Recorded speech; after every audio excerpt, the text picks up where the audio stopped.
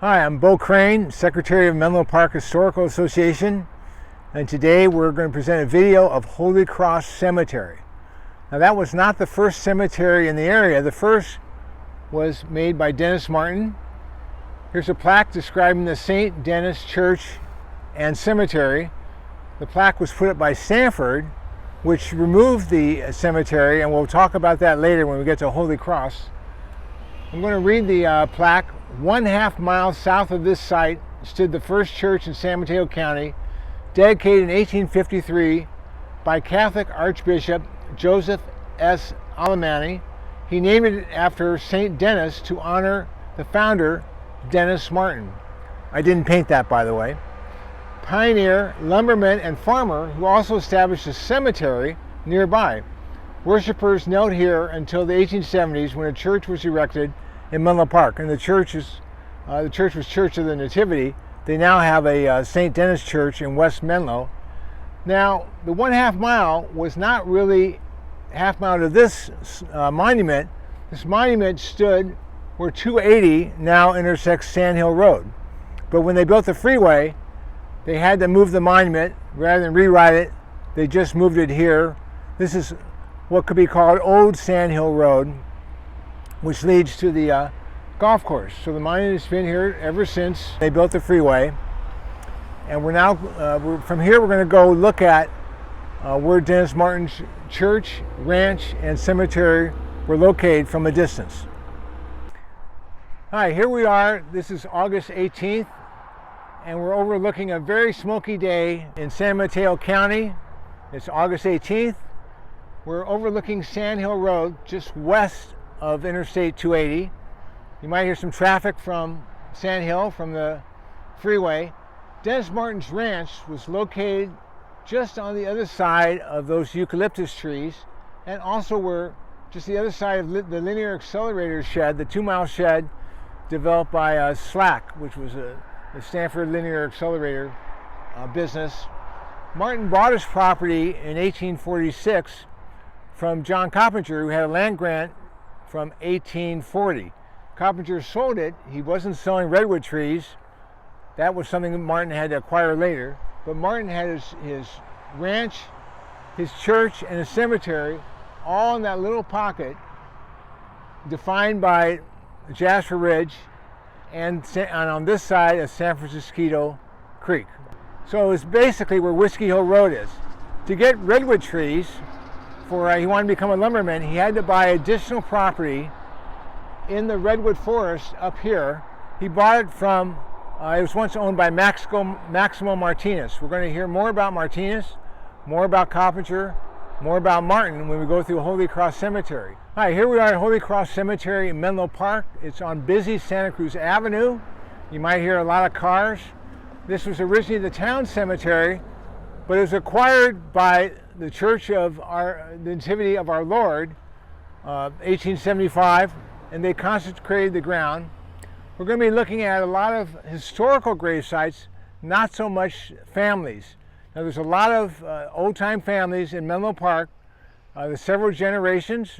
The Menlo Park Historical Association board is represented by several members who are here, but we're not going to be talking so much about them as we are, as I said, about the most historical aspects, starting first with Dennis Martin. Hi, I'm walking towards the first tombstone that's available as you enter Holy Cross Cemetery. This is actually on the backside the tombstone of Edward Lynch. This came from Dennis Martin Cemetery, and Stanford University, when they reinterred the bodies here, they carved whatever they had to say on the backside of the Lynch tomb. I'm going to read it. In this plot is buried all that was mortal from the 174 graves of St. Denis Cemetery, 1853 to 1890, on the Sand Hill Road. Remains were found only in 24 graves. Neither the church records nor the exhumation revealed the grave of Dennis Martin, who built the church and founded the cemetery of St. Denis a century ago. So this is like a centennial tomb carving on the back of it. St. Denis established his church in 1853. The cemetery is really 1856 when his brother Patrick was killed by a horse kick to the head. You might notice there's a difference in the spelling of Denis. The tombstone was carved by Stanford University, and they felt obligated to use the single N for cemetery, although Dennis Martin had two N's in his name. Here they just spell it with one N. He spelled it with two, but he also sometimes spelled that I as an E. Again, this was done, the bodies were transported here February 12th, 1953. Dennis Martin died in San Francisco in 1890. He lost that ranch land that we just looked at due to a survey that established that the Cañada didn't go any further east than Cañada Road, and that John Coppinger did not have the ownership to sell property east of Cañada Road. Now, John Coppinger thought he did. A cañada means a valley. He assumed the valley was the valley, but the surveyor said no, a valley is the valley floor, the sides are something else. He said the area east of Whiskey Hill Road belonged to the Pulgas family, the Arguello family, who owned Rancho de las Pulgas. I'm coming from the Dennis Martin gravestone. This is the gravestone for Eugene and Sarah Crane. I said we weren't going to do family members. Well, I'm not related to Eugene Crane. He was a painting contractor. And what's interesting is that Dennis Oliver, who was one of the founders of Menlo Park Ranch, was a paint manufacturer and merchant. Eugene Crane was also a postmaster and a council member. In 1878, he established Crane's subdivision, which is why Crane Street is downtown, intersecting with Santa Cruz Avenue. All right, this is the Holy Cross tombstone. I say that because it references the Holy Cross. Under thy shadow I will rest. Now, it's the tombstone of Patrick and Margaret Carolyn. I had not been able to identify them. I know there's a Carolyn's mansion in Hillsborough, but I haven't found any relation. Throughout Holy Cross Cemetery, you see these initials IHS. Some people think it stands for in his service, but it stands for Iota, Eta, Sigma, which are the first three letters of Jesus' name. It's all throughout the cemetery. Hi, there are several city employees connected with Holy Cross Cemetery, mayors, secretaries, treasurers. This particular tombstone is dedicated to the Neon family, including James Nealon, 1871 to 1948. And James was the chairman of the San Mateo County Youth Activity Committee. He died, of course, in 1948, and that year Nealon Park was dedicated in his name. Hi, this is the Carney tomb. It's a tomb of two brothers, George, and over here we have Michael, who's a little bit older, lived a little bit longer. Michael was the president of the Mayfield Board of Trustees, and he was known for finally harassing Stanford into paying its fair share of paving El Camino Road, which fronted both College Terrace and Mayfield, and the campus, of course. Michael Carney lived in a big house on Amherst Street, the end of College Avenue. The house is still there. It's a wonderful house. It's part of the walking tour through College Terrace conducted by Palo Alto Stanford Heritage in the fall. Hi, this is the tombstone of the Booz family. Maurice Henry Booz is the oldest member buried here. In September 10th, 1875. In 1857, at 13, his mother, Maria Cristantia Valencia, a granddaughter of Maximo and Damiana Martinez, married a German immigrant Frank Booth. We'll come upon the gravesite later of Juana Martinez and talk more about her. This is a tomb of Elena Atherton Selby. Atherton's a famous name, of course, in these parts. She was the daughter of Faxon Atherton. Faxon was from New England. He established a merchant business in Valparaiso, Chile, so he could service both the east coast of the United States and the west coast of the United States, as well as South America. Her first husband was Frederick William McCondry, who died in 1884. She then married Percy Selby, who was the son of Thomas Selby. She was 53 and Percy was 35. He's buried with his family in Oakland's Mountain View Cemetery. She did have a son with McCondry, who's over here. His name is Atherton McCondry. All right, this is the tomb. It's just over from the Elena Atherton tomb. It's of Jesus Ramos. He was born in 1829 and he died in June 1912. He was a native of Mexico, as it says here in Spanish. He came to Mayfield as a foreman for Don Segundino Robles, and later he bought land in Mayfield. Now, Don is a Spanish name for a gentleman, not really like Esquire, but similar. And sometimes these cemetery sites interpret Don as a first name, but his name was Jesus Ramos. There's a park in Palo Alto called Jesus Ramos. It's on 800 East Meadow Drive. The person he worked for, Segundino Robles, is the name of another park. This is the Nash family tomb. I'm not really talking about the family, but inside the tomb is Howard E. Crane. He's the son of Eugene Crane. We already saw his tomb. He married Molly Nash, and she became Molly Crane. Now, the reason why we're here is that she was born October 29th, 1894, and she died April 28th, 2002. So her lifespan covered the entire 20th century. Born in the 19th, died in the 21st. All right, we're here at the Greer tomb. Greer is one of the most important family names in this area. John Greer was an Irish sea captain who arrived in San Francisco in 1849.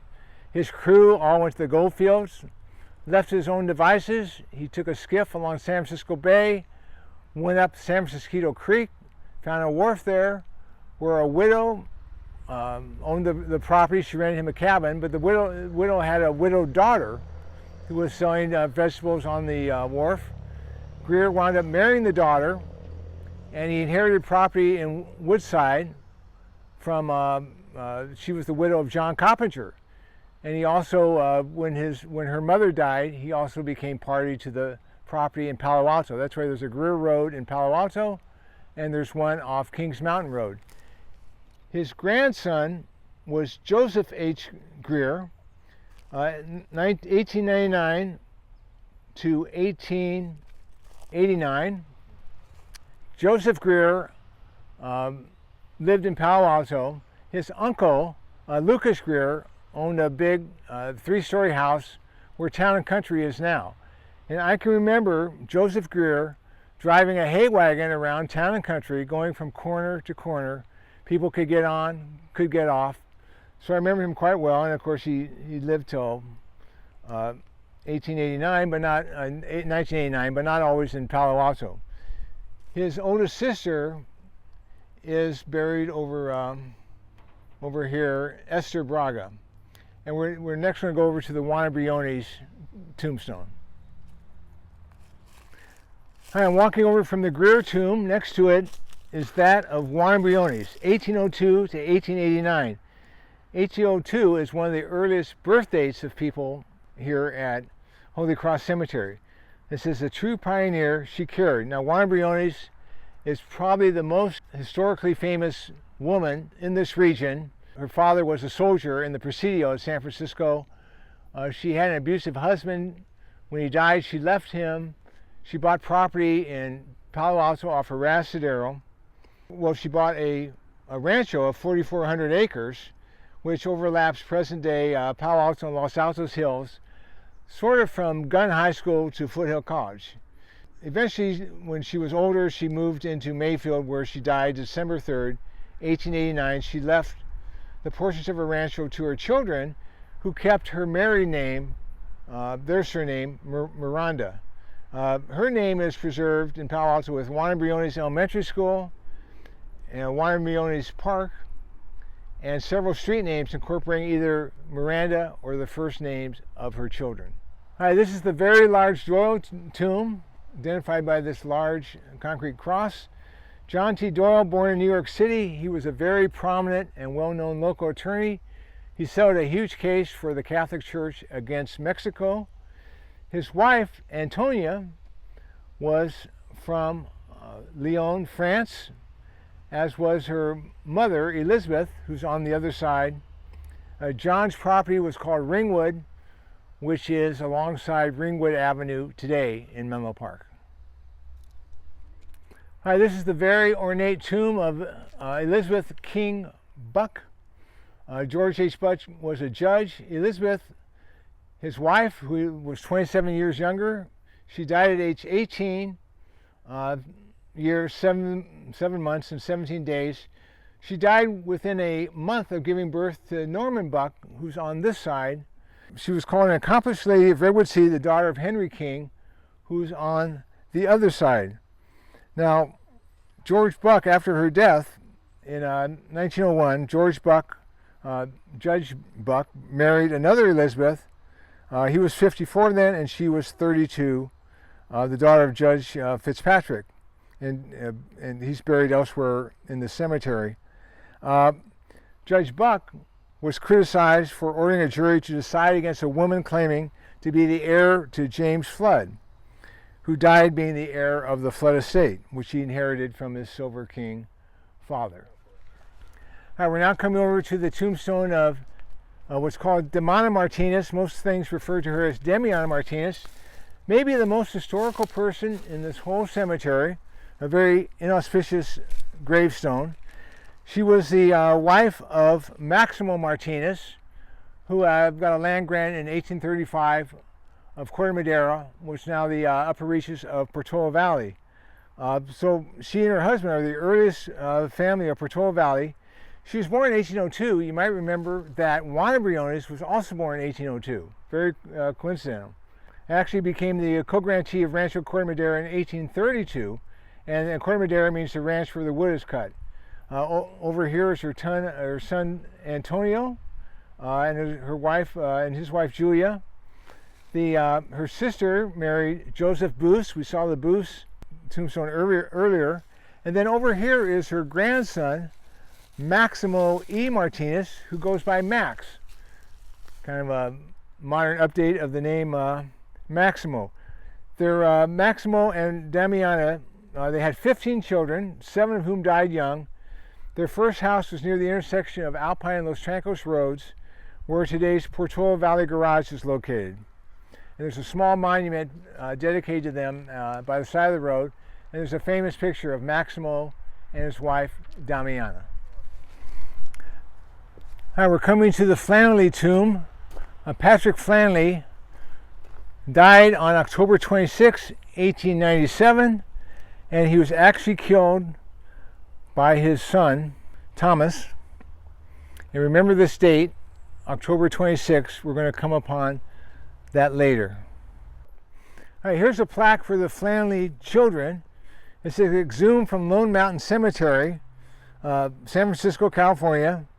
May they rest in peace. The children were, the bodies were, Lone Mountain was opened in 1854, renamed Laurel Hill. In 1867, the bodies were moved to Colma in the 1940s. The Spanish called Lone Mountain Divisadero, which means a point from where one can look far. For those familiar with Divisadero Street, it goes straight up a hill and straight down the other side. This is the marker for Juan Mendicoa and his wife, Marie. Juan, it says, a native of Spain, Marie, a native of France. Now, he was a Basque herder. I suspect he was on the Spanish side of the Basque region. She was probably on the French side. He homesteaded the open hills of Skyline Boulevard in 1859. The Russian Bridge open space includes Mendigo Hill, which was a sort of a mispronunciation of his last name. Mendigo Hill is 2,140 feet above sea level, but formerly was an undersea volcano, which was brought out of the ocean as the tectonic plates collide. Here's another Flanley. It's James. It's a little bit distant from the rest of the family. It says he was, it says here rests a woodman of the world. There's another woodman in the same cemetery. That was a fraternal organization established in 1890. He died in 1907. Very close to James Flanley is that of William Brophy. He was also a woodman of the world. Here rests a woodman of the world. This one actually has the Sycamore Camp number 162, and it says Dum tacit clamet, which means though silent, he speaks. Here's the only tombstone I found in Holy Cross that mentions Mayfield.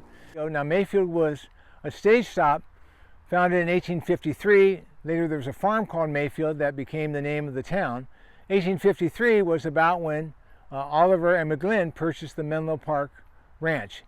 Sarah Feeney was born in Mayfield in 1871, and she died at age 7 years and 7 months, 16 days. At the bottom, there's an inscription. It's a little hard to read on the tombstone, but it says, "Sweetly sleep, my precious daughter. Holy angels guard thy bed. Gently rest by Jesus, darling, till he calls thee from the dead." Here's a very decorative tombstone for Robert Gibson. His family owned a tire shop. It says on the side, "Robert loved the Old West." I actually love this tombstone. Nearby is the Weissar family tombstone, including Lewis, who went up to Alaska looking for gold, never made it back. He's still buried there. Here's the McAvoy tomb. John McAvoy died March 29th, 1875. This is the oldest date burial at Holy Cross. Now there may have been others, maybe they had wood crosses, but this is the only one that remains engraved, the oldest date here in stone. His brother William is on the other side, and we'll take a look at that. This is for William McAvoy. He died October 28th. Now you might not remember that Patrick Flanley was killed by his son October 26th. William was the county sheriff who went to arrest Tom Flanley. He was shot in the arm. The arm had to be amputated. He died from the amputation. So he was killed in the line of service. And it says native of Redwood City. And that's, of course, the county seat of San Mateo County. This is in the newer section of Holy Cross. It's the gravestone of Father Achilles Horvath. He was a Benedictine monk at Woodside Priory. He was born in Hungary, and he served at the priory sometime after 1956, when the monks left Hungary during the Hungarian uprising, and Hungary and the priory maintained a connection over the years. This is the gravestone of Frank Coppinger Miramontes. Frank was the great-grandson of John Coppinger, who received the land grant for the Rancho Cañada de Raimundo. John Coppinger spelled his name with only one P, but by the time he came to his great-grandson, his middle name has two P's. It's a very historic name, and I really was surprised to come upon it. This is the Murtha tomb. Elizabeth Murtha was better known as Liz Martin. She was the daughter of Dennis Martin. Her husband Luke was a blacksmith for Sanford. The children of Dennis Martin disapproved of them moving the cemetery. I think as a concession, they were granted a new tombstone here. Notice the date of 1953 is the same date that we originally saw some time ago on the Dennis Martin tombstone. She'd actually died in 1929, so I think they all were reburied in this giant tomb. This is the tombstone of the Walsh family. Elizabeth Walsh was the older sister of Dennis Martin. Her son she named after her younger brother. She spelled her son's name with one N, even though her brother spelled it with two N's. Maria Alejandro Atherton is buried here. She married Jared Rathbone. This is the only tent-like tomb in the whole cemetery. Jared Rathbone was the brother of Henry Rathbone, who was the, he and his fiancée were in the booth at Ford's Theater when John Wilkes Booth shot Lincoln, and Rathbone tried to capture Booth, who slashed him with an arm. So a very famous name. Maria married his brother. She was the oldest of the Atherton daughters. So this is the tombstone of Walter and Mary Jelic, as it's pronounced in Portola Valley, but because they're from Jugoslavia, which is pronounced Yugoslavia, I think probably the correct pronunciation is Jelic. He owned some orchards in what's now Portola Valley. In the 1910 census, they're listed from Austria, Dalmatia, but I think after 1920, just Dalmatia. I think usually probably due to World War I remapping. Walter immigrated in 1892 and Mary in 1902. Just an example of other immigrants who came to the Menlo Park area. As in 1910, they'd been married a year. Their daughter, Katie, was 4 months old. They had 8 boarders, all from Dalmatia. And next door lived another Dalmatia family. We're now at the front of, we've returned to the front of Holy Cross Cemetery. This completes our tour. Thank you for watching. Thank you, San Mateo County Historical Association, for this video tour. Hopefully we can get back to live tours in the near future.